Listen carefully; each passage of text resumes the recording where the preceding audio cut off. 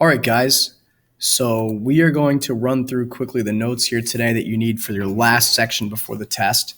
So just follow along with the notes sheet that you got in class today, and we're going to focus specifically on how industrialization spread from just Great Britain as the epicenter of where it really all started, whether you subscribe to the revisionist or the Eurocentric view. The important thing that we're going to try to take away from today is why and how it spread to not only mainland Europe, but also the United States. All right. So if you can, take a minute here and just pause the video. And then in the activators section, think about some ideas and ways that ideas have spread to the United States from other places, whether it be good or bad. Terrorism, multiculturalism, anything you can think of, just pause it and fill that in there. All right, and we'll take a look at some of those answers in class as a group discussion. All right, so the first section and the first area we're going to look at is the United States.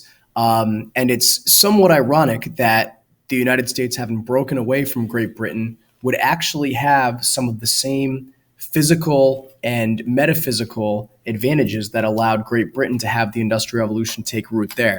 Namely, lots of land, lots of potential labor and capital available to spur on the Industrial Revolution, and of course, natural resources that were untapped, okay?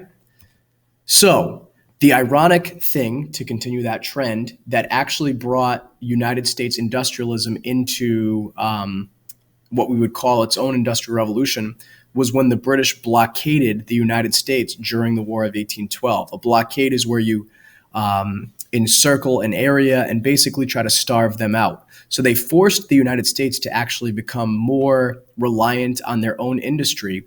And by not allowing industrialized goods to come into the United States, it spurred us on to create our own textile factories and our own factories to produce cannons and guns and all of the things that we would need in order to fight a war and basically just to live a regular life.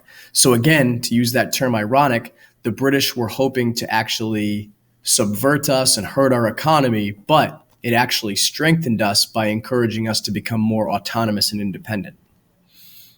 All right, so industrialization in the United States, similar to what happened in Great Britain, all of the bad things that we've been discussing, the poor working environments, the exploitation of children and women especially, the pollution, all of those things carried through to the United States. And it wasn't by design. The British actually worked really hard to keep those ideas from coming here. So they actually banned engineers, mechanics that worked in those factories on those intricate machines from leaving the country, and especially the ideas themselves. So no blueprints were ever allowed to leave the country. The Spanish did this during the colonial period with certain crops like tobacco. They made it illegal to sell it to foreigners. They were trying to create a monopoly basically on this new industry.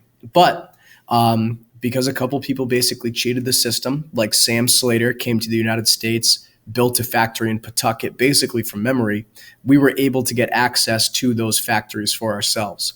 The most famous one in our area would be Francis Cabot Lowell and the Lowell Mills that were created just north of us in Lowell, Massachusetts.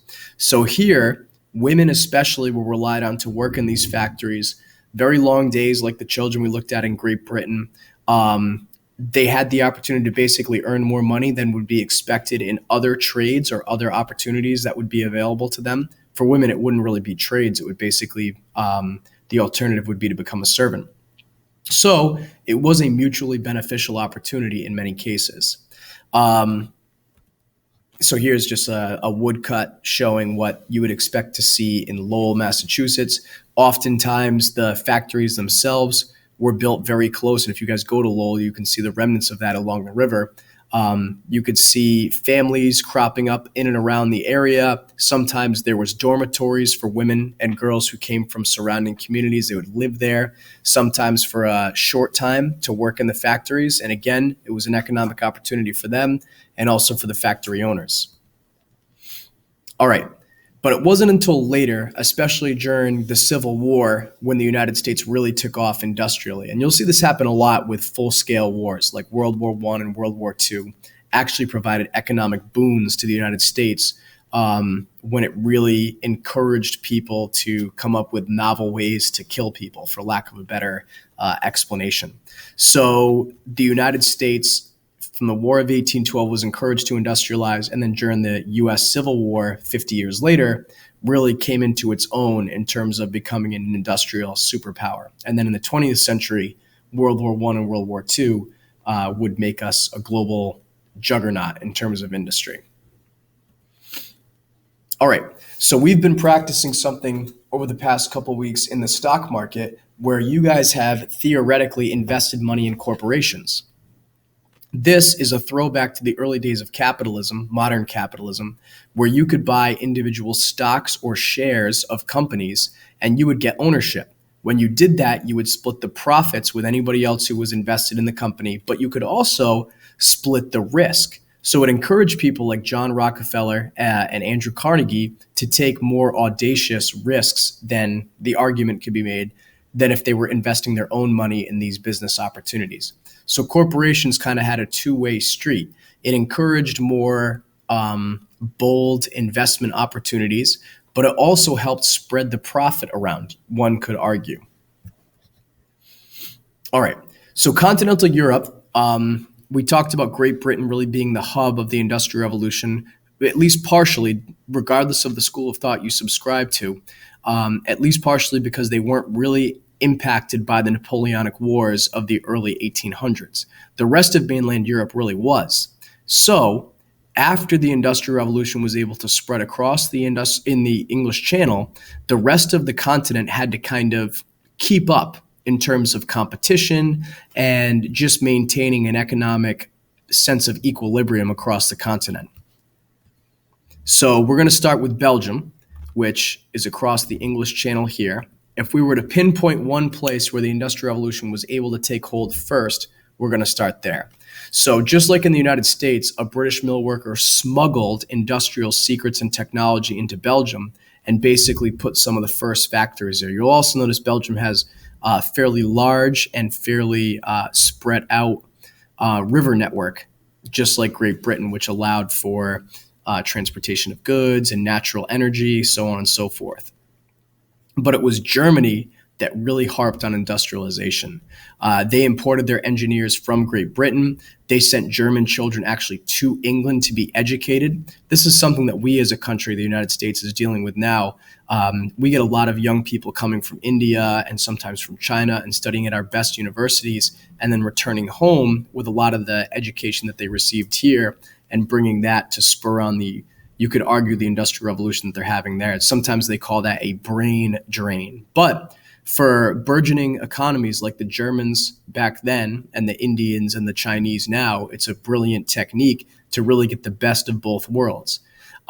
So in Germany, railroads were built. It linked Germany's industries really well. They didn't have as extensive a natural river network. But the important thing to note, and this is kind of a foreshadowing, your English teacher might call it, as Germany's industry grew, their military apparatus became huge, which is going to be a really important precursor to World War I, which you'll be learning about soon.